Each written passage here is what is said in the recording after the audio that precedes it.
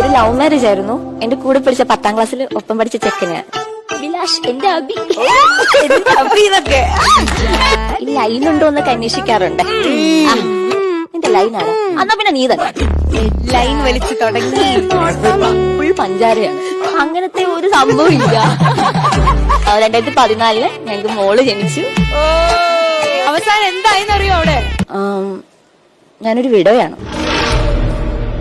അബി എന്റെ കൂടെ ഇല്ല. 1-ാം തീയതി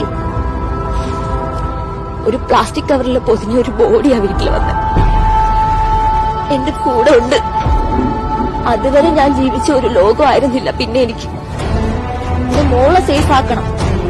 എന്റെ അടുത്ത് വെള്ളസാരി കണക്ക് പറഞ്ഞിട്ടുണ്ട്. എന്റെ അമ്മയടുത്തും പറഞ്ഞവരുണ്ട്. ഞാൻ തളരില്ല. അതാണ് എന്റെ വീടെടുക്കും. ഞാൻ എന്റെ മോളെ ഞാൻ വളർത്തും.